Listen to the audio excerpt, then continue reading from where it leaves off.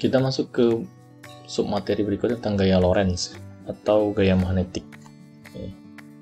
Ini adalah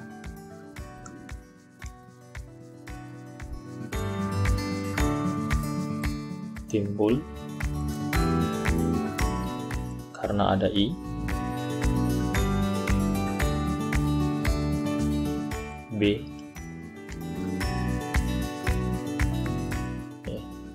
timbul karena ada I, ada B, dan muatan juga boleh, Q lah ya.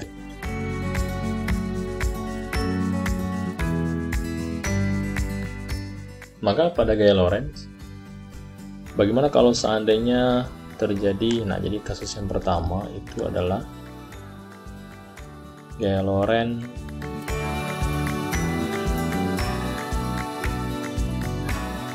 pada kawat berarus ya. Untuk kawat berarus, kita akan mendapatkan nilai gaya Lorentz-nya itu adalah gaya Lorentz sama dengan B I kali L dikali dengan sin alfa ya. Secara ininya gambarnya seperti ini, anggap 90 derajat ya. Di sini ada B-nya, medan magnet. Di sini ada arusnya I, di sini ada sudutnya alfa. Maka inilah gaya Lorentz ya. Jadi sudut alfa itu antara B dan I, medan magnet dan arusnya. Lalu di sini untuk besaran-besarannya, gaya Lorentz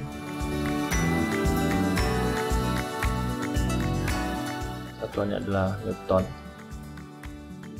B adalah medan magnet, satuannya adalah Weber per meter kuadrat atau Tesla juga boleh.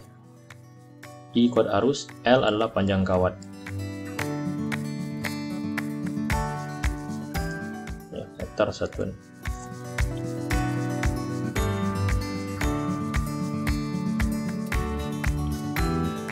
Ya. Nah, pada gaya Lorentz terutama untuk kawat, di sini berlaku juga kaidah tangan kanan. Ada yang pertama yang sebelah kiri, yang kedua di sebelah kanan. Sama saja untuk penggunaannya. Yang pertama I untuk arah ibu jarinya. Ya. Yang kedua telunjuk sebagai B-nya, medan magnet, dan jari tengah di sini itu menunjuk ke arah gaya Lorentz atau menggunakan telapak. Ya. Kalau menggunakan telapak tangan, jadi telapak tangan seperti ini, I tetap sama ibu jarinya. Ya. Gaya Lorentz adalah keempat jari ini tadi. Ya. Gaya Lorentz medan magnet adalah ke arah keempat jari ini, dan sedangkan gaya Lorentz itu adalah telapaknya ke arah atas atau kalau dia tangan seperti ini. Lalu kita akan melihat bagaimana penerapannya atau gaya Lorentz yang terjadi pada kawat berarus, ya, kawat sejajar. Ya, jadi gaya Lorentz terjadi juga pada interaksi kawat sejajar. Kita lihat ya. Yang kedua, interaksi pada kawat sejajar.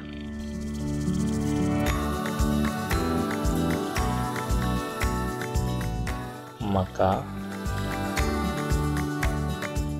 yang pertama harus kamu pahami, untuk kawat interaksi kawat sejajar adalah panjangnya adalah kawatnya panjang, kawatnya sangat panjang. Yang kedua, jika terjadi interaksi, jika arusnya searah, maka nanti akan tarik-menarik. Gaya Lorentz-nya akan tarik-menarik. Jika dia berlawanan arah,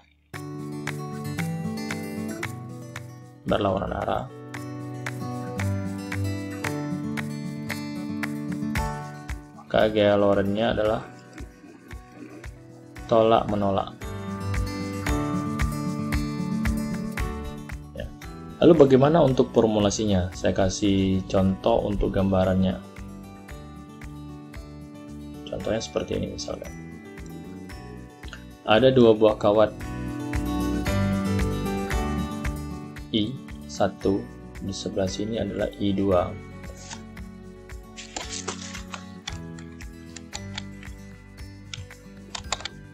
Sebelah sini adalah I2. Ya. Terpisah sejauh A. Ya, ini terpisah sejauh A. Maka kita akan melihat nilai gaya Lorentz seperti apa. Maka di sini kita lihat, jika I ke sana, jika I-nya ke atas, maka secara otomatis medan magnetnya itu akan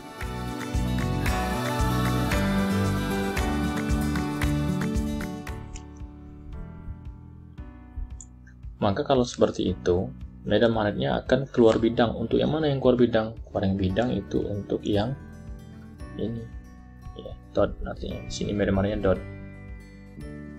Untuk yang I1.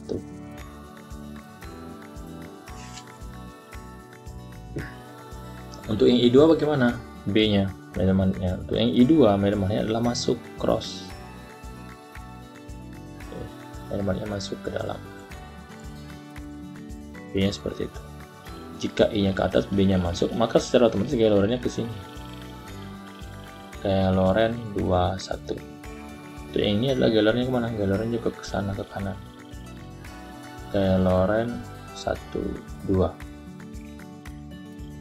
Maka nilainya adalah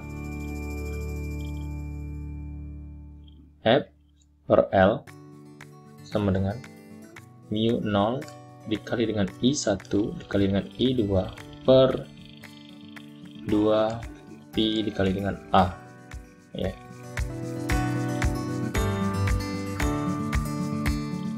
I1 I2, ya. Maka di sini untuk nilai gaya Lorentz-nya itu contohnya seperti itu. Maka kalau seandainya contoh yang lain kita lihat nanti, ya, di chapter berikutnya. Maka untuk yang berikutnya kita akan melihat bagaimana jika I-nya itu ada berlawanan arah. Ini I1 kita anggap di sini adalah I2. Ya. Maka kalau seperti ini, bisa dikatakan jaraknya antara I1 dan I2 kita misalkan adalah A. Di sini untuk medan magnetnya itu adalah cross. Di sini juga cross. Maka secara otomatis kalau cross seluruhnya, maka arah medan gaya Lorentz-nya adalah ke sini. Yang pertama untuk I1.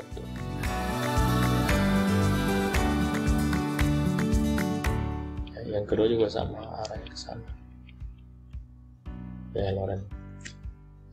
Sehingga jika sudah dapatkan itu, untuk rumusnya sama saja. Gaya Lorentz sama dengan mu 0 dikali I1 dikali I2 per 2 pi dikali dengan A. Dengan nilai A nya sudah kita sepakati, A nya adalah jarak antar kawatnya.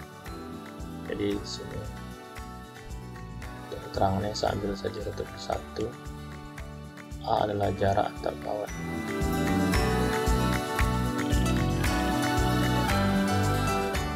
Kawat adalah meter. Untuk L ini adalah panjang kawat. Tapi panjang kawat biasanya dia dibuat 1 meter biasanya. Ya. Kalau yang lainnya sama. Ini gaya Lorentz-nya. Gaya Lorentz. Satu adalah Newton.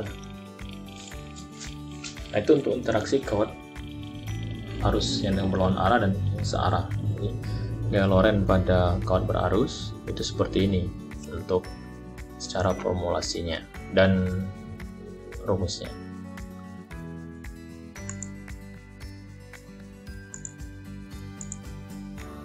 Lalu berikutnya kita akan melihat bagaimana gaya Lorentz yang terjadi pada saat muatan bergerak dalam medan magnet. Jadi kita misalkan tadi seperti di kawat lurus berarus, ya, maka ini kita buat sebagai nilai V, ya, dari kan I ini nilai B, sini adalah nilai gaya Lorentz.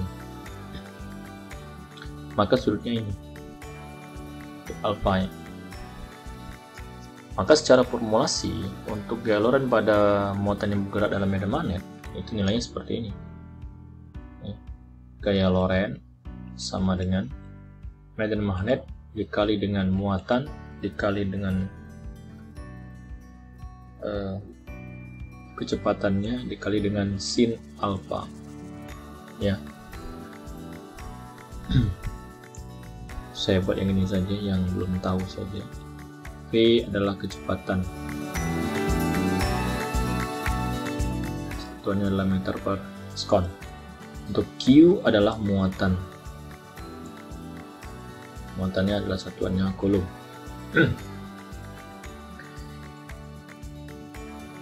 Lalu kita akan melihat bagaimana sih sebenarnya untuk penggunaan dalam medan magnet itu sendiri, ya, atau gaya Lorentz yang terjadi dalam medan magnet itu sendiri. Saya kasih contohnya. Ini saya kasih contoh bagaimana kita akan menggunakan kaidah tangan kanan pada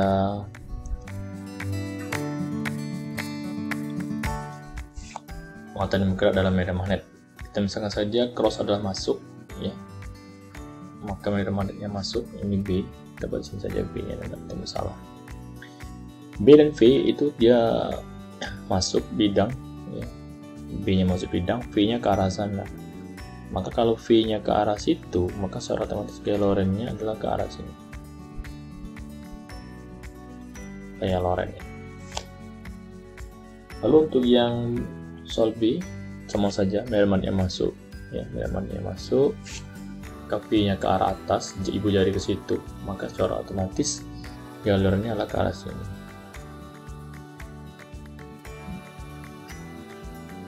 Lalu untuk yang C, nah yang C ini berbeda kasus dengan yang A, walaupun arah V nya sama. Ini medan magnetnya itu adalah keluar, ya, mendekati pengamat, dan arah V nya ke arah kiri, maka secara otomatis gaya Lorentz nya adalah ke arah atas sana, ya. Lalu untuk yang D juga sama, medan magnetnya itu keluar, ya, mendekati pengamat, dan V nya ke atas, maka secara otomatis gaya Lorentz nya adalah ke kanan, ya. Nah itu.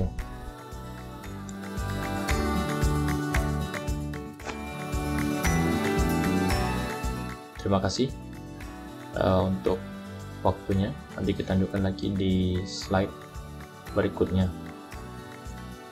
Nah, sekarang kita lihat bagaimana lintasan sebuah muatan dalam medan magnet homogen. Ini biar ada medan magnet homogen B di sini, ya. Kita anggap di sini ada muatan bergerak ke dalam medan magnet sebesar V, ya. Maka muatan ini itu berjalan ke sana dan tegak lurus terhadap P. Maka jika B tegak lurus terhadap V, itu akan terjadi lintasannya berupa lingkaran, atau dia bergerak melingkar, ya. Coba kita lihat di sana geraknya. Jadi ketika ini masuk ke sana dengan kecepatan V, maka secara otomatis V nya ke sana, maka gaya Lorentz nya ke arah dalam. Terus di sini, ya, V nya ke sana, maka gaya Lorentz nya adalah ke arah kiri. Terus di sini, ini kita anggap sebagai muatan lingkaran, ya. V nya ke sana, gaya Lorentz nya ke sana.